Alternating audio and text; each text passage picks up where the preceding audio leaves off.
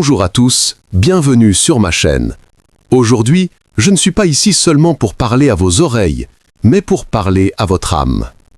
Parce que cette vidéo n'est pas une simple vidéo, c'est un miroir qui vous montre qui vous êtes et surtout qui vous pouvez devenir. Vous n'êtes pas arrivé ici par hasard, vous êtes ici parce qu'une petite voix intérieure vous a guidé, parce qu'il est temps de reprendre le contrôle de votre vie, de vos émotions et, plus important encore, de votre esprit. Alors, la vraie question est, qui contrôle vraiment? Est-ce votre esprit qui vous dirige ou bien est-ce vous qui le dominez? Aujourd'hui, je vais vous donner la clé de votre pouvoir intérieur, la clé de la paix, la clé pour maîtriser vos émotions, vos pensées, vos habitudes et, par conséquent, votre avenir. Ne vous contentez pas de regarder cette vidéo, ressentez-la. Ne vous contentez pas d'écouter, connectez-vous vraiment à elle. Parce que ce que vous allez découvrir ici peut littéralement transformer votre vie. Et petit bonus, cette vidéo va aussi améliorer votre anglais. Parce que lorsque vous plongez dans des sujets puissants comme celui-ci, vous n'apprenez pas seulement à contrôler votre esprit, vous renforcez aussi votre mémoire et votre apprentissage. Alors préparez-vous à transformer à la fois votre mentalité et votre anglais. Aujourd'hui, je vais vous partager 15 conseils puissants pour prendre le contrôle de votre esprit et de vos émotions. C'est le premier pas vers votre véritable pouvoir. Conseil numéro 1, évitez les plaisirs temporaires. Si quelque chose vous fait du bien maintenant, mais vous détruit plus tard, ce n'est pas un plaisir, c'est un piège. Nous vivons dans un monde d'instantanéité. Vous êtes triste, vous scrollez Instagram. Vous êtes stressé, vous mangez de la malbouffe. Vous vous sentez seul, vous écrivez à quelqu'un qui n'est pas bon pour vous, juste pour attirer son attention. Et oui, sur le moment, ça fait du bien. Mais après, il ne reste que le vide, la culpabilité, la fatigue. Voilà le prix du plaisir éphémère. Le vrai contrôle commence quand vous apprenez à dire non à la facilité et oui à ce qui est juste. Exemple, il est 23h, vous avez cours ou travail demain matin, mais Netflix vous appelle, juste un épisode. Votre esprit vous tente, mais votre moi supérieur vous murmure, dors maintenant, car demain, ce sera ton plaisir qui prendra le contrôle de toi. Posez-vous cette question avant chaque décision. Quel choix m'apportera-t-il dans une heure, dans un jour, dans un mois? Si la réponse est la douleur, fuyez. C'est ainsi que se forgent les véritables guerriers. Un choix à la fois. Conseil numéro 2, utilisez votre intelligence et non vos impulsions. Vous avez un cerveau, et il n'est pas fait que pour réagir comme un animal. Il est fait pour répondre avec sagesse. La plupart des gens ne réfléchissent pas, ils réagissent. Ils s'énervent et crient, ils s'ennuient et perdent du temps, ils sont jaloux et se comparent. Mais l'intelligence, c'est faire une pause.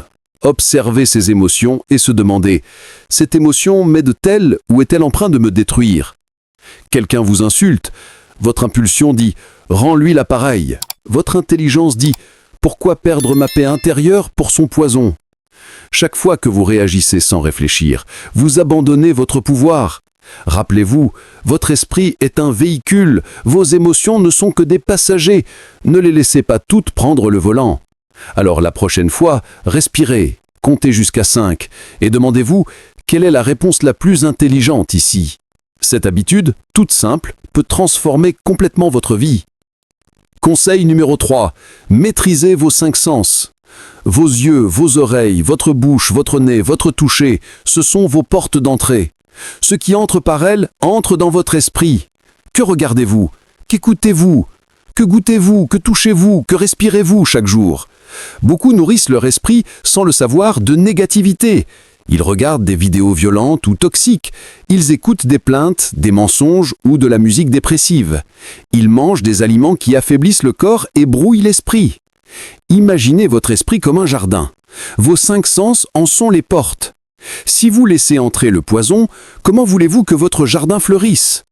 Si vous écoutez de la négativité chaque jour, comment voulez-vous ressentir du positif? Alors, faites un choix conscient. Au lieu de scroller des vidéos inutiles la nuit, regardez une vidéo motivante. Au lieu d'écouter des chansons tristes, laissez entrer une musique apaisante.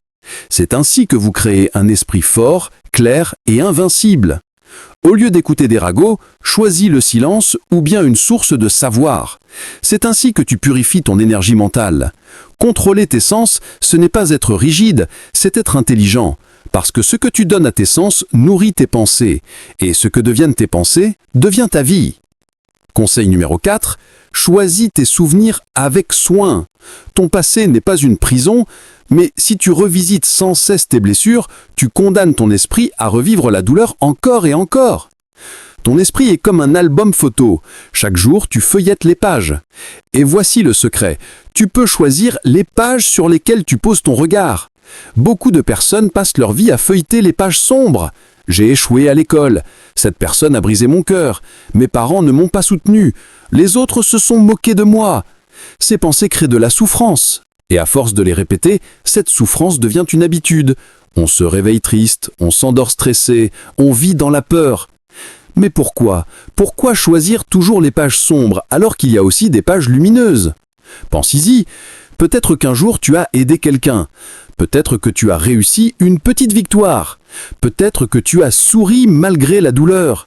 Peut-être que tu as continué à avancer alors que la vie t'écrageait. Ça, c'est de la force. Ça, c'est du pouvoir. Voilà les souvenirs que tu dois garder. Imagine, tu as raté un examen il y a 3 ans. Cette mémoire te fait encore mal. Mais souviens-toi, après cet échec, tu t'es relevé, tu as réessayé, tu n'as pas abandonné. Et cette partie de l'histoire est bien plus puissante que l'échec en lui-même. Le passé ne peut pas changer, mais ton focus peut changer. Tu n'es pas tes cicatrices, tu es la force qui a survécu à tes cicatrices. À partir d'aujourd'hui, dis-toi, j'arrête de nourrir ma douleur, je choisis de nourrir ma puissance. Voilà comment tu reprends le contrôle de ton esprit. Conseil numéro 5. Les autosuggestions.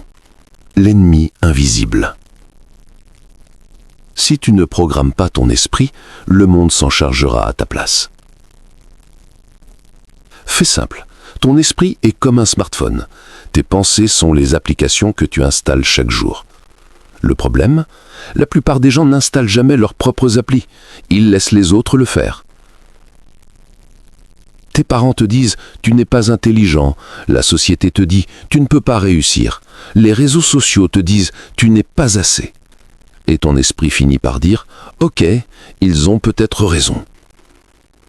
Voilà comment fonctionnent les autosuggestions. Ce que tu répètes à toi-même encore et encore devient ta croyance. Et tes croyances façonnent ta vie. Donc, si tu te dis « je suis malchanceux, je ne suis pas assez bon, je rate toujours », ton esprit va y croire et tu vas vivre cette histoire, même si elle est fausse. Mais voici le pouvoir. Tu peux créer tes propres autosuggestions chaque jour. Parle-les, écris-les, crois-les. Exemple d'autosuggestion puissante. Je reste calme, même dans le chaos. Je contrôle mon esprit ne me contrôle pas. Je deviens plus fort chaque jour. Je peux accueillir mes émotions avec paix. Dis-les devant le miroir chaque matin. Au début, ça peut sembler étrange, mais ton cerveau écoute. Ton esprit est toujours en train d'écouter. Alors, donne-lui des mots puissants à entendre. Répète encore et encore, jusqu'à ce que tu y crois. Parce que la répétition est la mère de la croyance. Conseil numéro 6. Comprends la psychologie des émotions. Ne combats pas tes émotions. Comprends-les et elles deviendront tes guides. Beaucoup essaient de contrôler leur esprit en étouffant leurs émotions. Je ne devrais pas être triste. Je ne devrais pas être en colère. Je dois toujours être heureux. Mais ça, ce n'est pas du contrôle. C'est de la suppression. Et la suppression finit toujours par exploser plus tard. La vérité, c'est que les émotions ne sont pas tes ennemis. Ce sont des messages, des signaux de ton monde intérieur. Décortiquons simplement. La colère indique souvent qu'une situation te semble injuste. La peur te dit que tu as besoin de préparation. La tristesse demande une guérison. La jalousie révèle ce que tu désires vraiment. La culpabilité pointe vers tes valeurs profondes. Alors, au lieu de détester ces émotions, parle-leur. Pourquoi es-tu là? Que veux-tu me dire? Tu es en colère parce que quelqu'un ne t'a pas respecté? Au lieu de crier, arrête-toi et demande-toi, pourquoi cela me touche autant? Est-ce que je me sens ignoré plus largement? Dois-je poser de meilleures limites?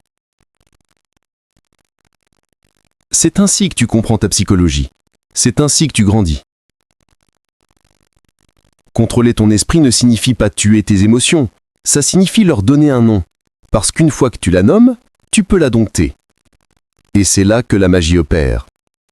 Une fois que tu comprends tes émotions, tu deviens libre. Libre de choisir ta réponse, libre d'avancer avec force, libre de devenir qui tu es vraiment. Conseil numéro 7.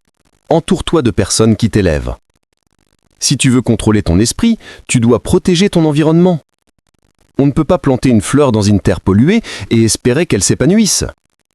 De la même manière, si tu passes ton temps avec des personnes négatives, tu ne pourras pas développer un esprit positif.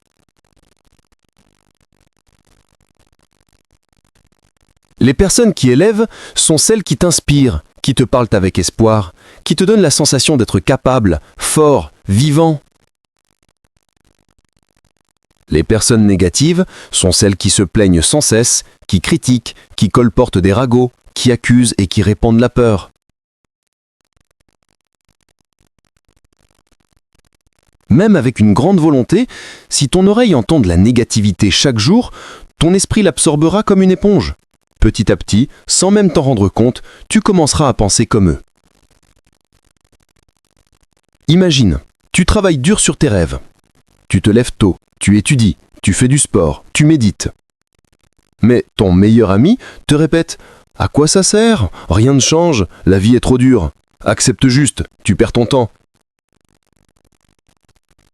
Tu pourras l'ignorer une fois, 2 fois, 10 fois, mais à force, ces paroles vont créer une fissure en toi, puis une autre, et peu à peu, ton rêve mourra.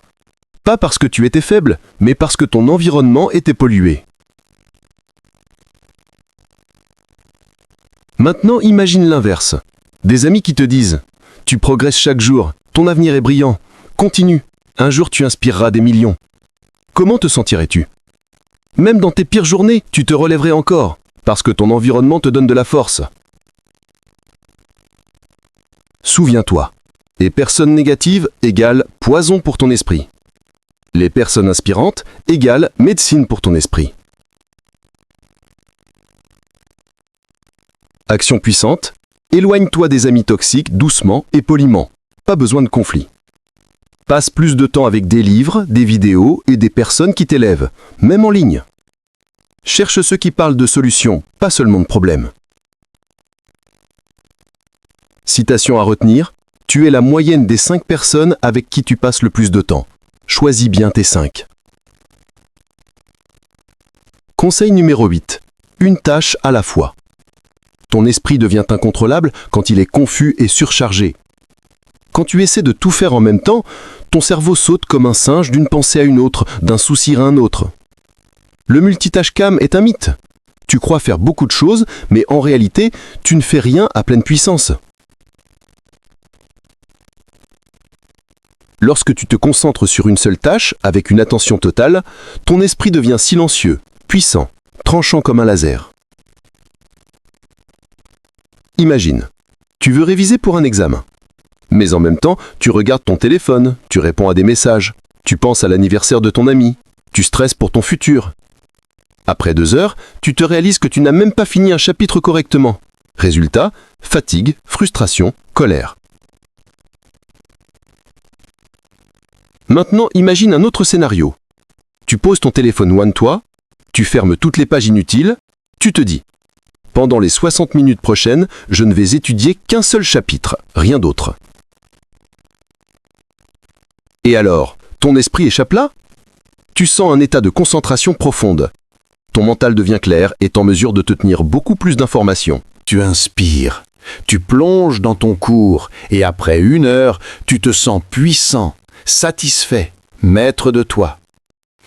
1 heure de vraie concentration vaut plus que 5 heures de concentration fragmentée. Action puissante, applique la règle du single task, une chose à la fois. Mets un minuteur de 25 ou 50 minutes. Promets-toi de ne faire qu'un seul travail. Célèbre quand tu as fini. Cela entraîne ton esprit à émettre au focus. Citation à retenir: là où va l'attention, l'énergie s'écoule. Alors assure-toi que ton énergie coule dans la bonne direction. Conseil numéro 9. Défie tes pensées négatives. Ton ennemi le plus dangereux n'est pas à l'extérieur. C'est cette petite voix à l'intérieur qui te murmure « Tu n'es pas assez bon, tu vas échouer ». Et si tu te ridiculises? Défi numéro 9. Combattez vos pensées négatives. Vous devez apprendre à défier vos pensées comme un vrai guerrier. Beaucoup de gens commettent l'erreur de croire chaque pensée qui traverse leur esprit. Mais souvenez-vous, votre esprit est comme une usine. Chaque jour, il produit de milliers d'idées, et toutes ne sont pas vraies. Imaginez que vous vous apprêtez à donner un discours. Soudain, une voix intérieure vous dit « Tu vas tout oublier, les gens vont se moquer de toi ». Si vous écoutez et que vous y croyez, la peur s'installe, et peut-être que vous annulerez votre discours. Mais si vous répondez comme un combattant avisé, vous vous dites « Est-ce que cette pensée est 100% vraie ? Non. Est-ce que j'ai bien préparé mon discours ? Oui. Même si je fais une petite erreur, est-ce grave ? Non, c'est normal. À ce moment-là, la pensée négative perd son pouvoir. C'est vous qui reprenez le contrôle. Retenez ceci. Les pensées négatives sont comme des tyrans. Si vous les confrontez, elles s'enfuient. Si vous restez silencieux, elles se renforcent. Action puissante, dès qu'une pensée négative apparaît, demandez-vous « Est-ce que vraiment vrai ?» Puis remplacez-la par une affirmation forte et positive. « Je suis prêt. Je suis capable. Je suis fort. » Pensez à retenir, vous ne pouvez empêcher les pensées négatives d'apparaître, mais vous pouvez choisir de ne pas y croire. Défi numéro 10. Visualisez vos objectifs. Voyez-le dans votre esprit avant de le vivre dans la réalité. Fermez les yeux un instant et imaginez la vie que vous voulez. Pouvez-vous vous voir vous réveiller chaque matin avec énergie et confiance? Pouvez-vous vous voir réaliser vos rêves, monter sur scène, diriger votre entreprise, vivre dans votre maison idéale, aider vos proches, inspirer des milliers de personnes? Si vous pouvez le voir dans votre esprit, vous pouvez l'avoir dans vos mains. C'est ça le pouvoir de la visualisation. Votre cerveau ne fait pas la différence entre ce qui est réel et ce qui est imaginé. Plus vous visualisez vos objectifs avec intensité et émotion, plus votre esprit commence à y croire. Et alors, vos habitudes, vos pensées et vos actions s'alignent naturellement pour transformer cette vision en réalité. Exemple, vous voulez parler anglais couramment. Au lieu de juste répéter « je veux être fluent », chaque matin, fermez les yeux pendant 2 minutes et imaginez-vous en train de discuter avec assurance, de réussir un entretien ou encore de recevoir des applaudissements après un discours. Plus vous ressentez ces émotions, plus votre confiance grandit. Action puissante, chaque matin et chaque soir, visualisez vos objectifs déjà réalisés. Ajoutez des détails. Que portez-vous? Qui est avec vous? Quelles émotions ressentez-vous? Sentez la fierté, l'excitation et le succès comme si c'était déjà réel. Citation à retenir de Bouddha. L'esprit est tout. Ce que vous pensez, vous le devenez. Défi numéro 11. Fixez des intentions claires. Dites à votre esprit où aller. Posez-vous cette question. Si je ne sais pas où je vais, comment vais-je y arriver? Beaucoup de gens se lèvent chaque matin sans plan, sans intention, et se sentent ensuite perdus, dispersés, émotionnellement faibles. Votre esprit a besoin d'une direction, comme un navire a besoin d'un capitaine. Sans intention, vos émotions vous contrôlent. Avec une intention claire, c'est vous qui contrôlez vos émotions. Une intention, c'est une phrase simple mais puissante qui oriente votre esprit, vos comportements et vos résultats. Exemple, au lieu de commencer votre journée en scrollant sur votre téléphone, dites-vous « Aujourd'hui, je resterai calme, concentré et paisible, peu importe ce qui arrive ». Alors, quand quelqu'un essayera de vous énerver, votre esprit se rappellera votre intention et, au lieu de réagir avec colère, vous choisirez la paix. Autre exemple. Aujourd'hui, je termine mon article de blog et je progresse. Face aux distractions, votre cerveau se rappellera « C'est ta mission du jour ». Action puissante, formulez chaque matin une intention claire. Laissez-la guider vos choix et protégez votre énergie. Citation à retenir, une intention claire agit comme une boussole. Elle oriente votre esprit et vous garde sur le bon chemin. Défi numéro 11. Suite. Formulez vos intentions chaque matin. Chaque matin, écrivez ou dites à voix haute 1 à 3 intentions claires. Exemple. Aujourd'hui, je vais me parler avec bienveillance. Aujourd'hui, je vais faire un grand pas vers mon objectif. Aujourd'hui, je ne réagirai pas avec mes émotions, mais avec sagesse. Répétez-les avec conviction et ressentez-les dans tout votre corps. Votre esprit écoute vos instructions. Donnez-lui les bonnes. Citation à retenir. L'énergie circule là où va l'intention. Défi numéro 12. Développez votre autodiscipline. Entraînez votre guerrier intérieur. L'autodiscipline, ce n'est pas une punition, c'est une puissance. C'est la capacité de faire ce qui est juste, même quand c'est difficile. Quand vos émotions crient « je n'ai pas envie », l'autodiscipline répond calmement « on le fait quand même ». Sans discipline, ce sont vos émotions qui vous dominent. Avec discipline, c'est vous qui devenez le maître de vos émotions. Imaginez, vous aviez prévu de vous lever tôt, méditer, travailler, mais votre esprit dit « allez, 10 minutes de plus, ce n'est pas grave ». Si vous l'écoutez, vous restez au lit, vous culpabilisez ensuite et vous recommencez le cycle. Mais si vous vous asseyez et vous dites « non, je n'ai pas besoin de motivation, j'ai besoin d'action ». Vous vous levez, vous gagnez en force, vous bâtissez la confiance en vous-même. L'autodiscipline se construit grâce à de petites victoires. Chaque fois que vous faites une chose difficile, vous grandissez. Vous apprenez à votre esprit « je ne suis pas guidé par le confort, mais par ma mission ». Action puissante ? Levez-vous à l'heure. Faites votre lit. Terminez une tâche même si vous n'en avez pas envie. Suivez vos habitudes et célébrez vos victoires. Évitez de dire « j'essaierai ». Dites « je le ferai ». Citation à retenir, la discipline, c'est choisir entre ce que vous voulez maintenant et ce que vous voulez le plus. Défi numéro 13, pratiquez la pleine conscience, vivez dans l'instant présent. Avez-vous déjà remarqué, vous mangez votre plat préféré, mais votre esprit est ailleurs, bloqué sur une dispute passée. Vous êtes avec votre famille, mais vous pensez déjà au travail de demain. Vous êtes vivant, mais vous ne vivez pas vraiment. C'est là que la pleine conscience transforme tout. La pleine conscience, c'est être totalement présent à ce moment, à vos pensées, à votre corps, à vos émotions, à ceux qui vous entourent. Vous n'êtes plus prisonnier du passé. Vous n'êtes plus inquiet de l'avenir. Vous êtes là, maintenant. Et c'est dans ce présent que naissent la paix intérieure, la concentration et le vrai pouvoir émotionnel. Exemple. Vous marchez vers le marché. D'habitude, votre cerveau tourne en boucle. Pourquoi m'a-t-il dit ça hier? Et si j'échoue demain? Pourquoi je ne suis pas assez bien? Mais si vous pratiquez la pleine conscience, vous ralentissez. Vous sentez vos pas, le vent sur votre visage, le ciel, les arbres, les gens autour de vous. Vous respirez profondément.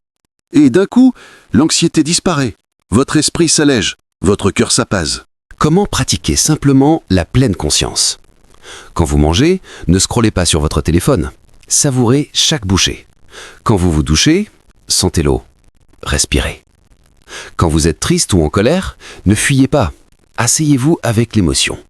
Respirez à travers elle. Quand vous marchez, sentez vos pas et observez le monde autour de vous. Ces gestes paraissent simples, mais ils changent une vie. La pleine conscience, c'est l'art de revenir à soi. Quand vous habitez pleinement le présent, vous ne regrettez plus le passé, vous ne craignez plus l'avenir. Vous vivez avec puissance et sérénité. Point de citation à retenir, le bonheur n'est pas quelque chose que vous devez courir après. Il apparaît quand vous arrêtez de fuir et que vous choisissez simplement d'être. Défi numéro 14.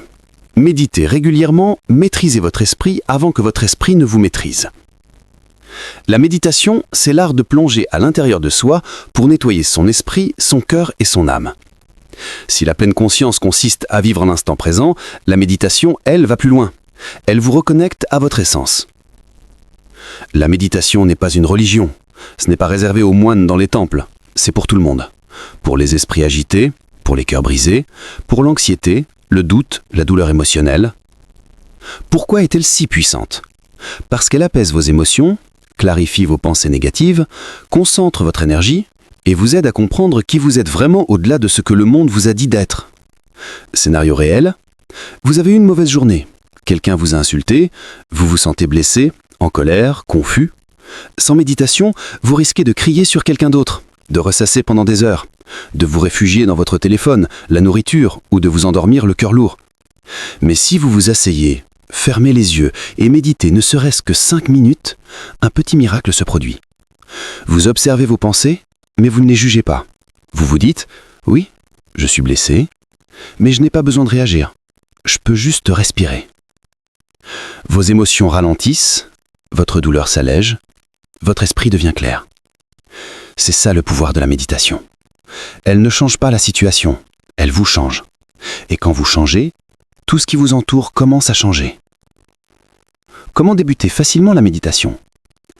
Asseyez-vous dans un endroit calme, sur un coussin ou sur une chaise, jambes croisées ou non.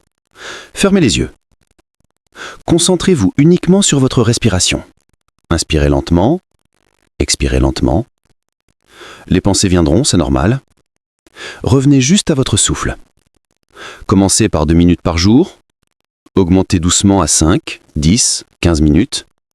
Vous n'avez pas besoin de musique ni de perfection. Juste d'honnêteté et de calme. Point de citation à retenir. Asseyez-vous pour méditer 10 minutes par jour, à moins que vous ne soyez trop occupé. Dans ce cas, asseyez-vous 1 heure. Défi numéro 15. Écrivez votre douleur, puis écrivez votre puissance. Le journal qui guérit le cœur. Ce dernier conseil est l'un des plus puissants secrets que je puisse vous partager. Je l'ai gardé pour la fin. Nous portons tous en nous des blessures, des émotions étouffées, des souvenirs d'enfance, des cœurs brisés, des peurs silencieuses, des rêves qui paraissent trop loin. Tout ça reste parfois en nous comme une tempête qui nous épuise et nous rend amers. Mais vous pouvez libérer cette douleur. Vous pouvez la transformer en puissance. Comment? En écrivant. Le journal est comme une conversation avec votre âme. C'est l'espace où vous pouvez tout dire, sans peur, sans jugement, sans honte. Voici 2 pratiques puissantes de journalisation. Premièrement, écrire votre douleur. Chaque soir, prenez 5 minutes et notez. Qu'est-ce qui m'a blessé aujourd'hui? Quelle émotion suis-je en train de cacher? Qu'aimerais-je dire à quelqu'un mais que je n'ose pas? Soyez honnête, soyez brut, pleurez si besoin. Laissez le papier tenir votre douleur. Deuxièmement, écrire votre puissance. Après avoir libéré vos émotions, écrivez. De quoi suis-je fier aujourd'hui? Qu'ai-je appris? Quel petit pas vais-je faire demain? Ainsi, vous cessez d'être une victime. Vous devenez l'auteur de votre histoire. Exemple concret, vous avez craqué, vous avez pleuré. Plutôt que de scroller sur Instagram ou de vous sentir coupable, vous ouvrez votre carnet et vous écrivez. Aujourd'hui, je me suis senti invisible. J'ai l'impression que personne ne me comprend. Je suis fatigué de faire semblant. Puis vous ajoutez, mais je suis encore là. J'ai tenu bon, je guéris. Et je suis fier de ne pas avoir abandonné. Ce n'est pas juste de l'écriture, c'est de la transformation. Le journal rend vos émotions plus stables, votre esprit plus clair et votre âme plus profonde. Citation à retenir, si tu veux comprendre ton esprit, écris. Si tu veux guérir ton cœur, écris. Si tu veux changer ta vie, écris. Petit mot pour toi. Si tu es encore là à me lire, je veux te dire quelque chose, de mon cœur au tien. Je sais que la vie peut être lourde. Je sais que certains jours, tu as envie d'abandonner. Tu as l'impression que personne ne te comprend. Mais moi, je te comprends. Et j'aimerais que tu retiennes quelque chose de vraiment, vraiment essentiel. Tout ira bien. Peut-être pas aujourd'hui, peut-être pas demain, mais pas à pas. Les choses vont s'améliorer. Tu n'es pas seul. Tu n'es pas brisé. Tu es en train de guérir. Tu es en train de grandir. Tu es en train de devenir la meilleure version de toi-même. Peu importe ton objectif. Que tu veuilles parler anglais couramment, que tu cherches à guérir de ton passé, que tu rêves de réussir, que tu souhaites rendre tes parents fiers ou simplement te réveiller chaque matin avec la paix dans ton cœur. J'y crois. Même si personne d'autre n'y croit, moi je le fais. Parce que je sais une chose, les personnes comme toi, celles qui continuent d'avancer même quand elles sont fatiguées, ce sont elles qui vont le plus loin. Alors, s'il te plaît, n'abandonne pas, ton histoire n'est pas terminée. Tes plus beaux jours sont encore devant toi. Respire profondément. Ferme les yeux un instant et promets-toi. Je n'abandonnerai pas. Je suis plus fort que ça. Je suis suffisante. Je suis fier de toi. Je suis avec toi. Et je te retrouverai demain. D'ici là, continue d'avancer. Continue de croire en toi. Continue de t'aimer. Parce que tu vas y arriver.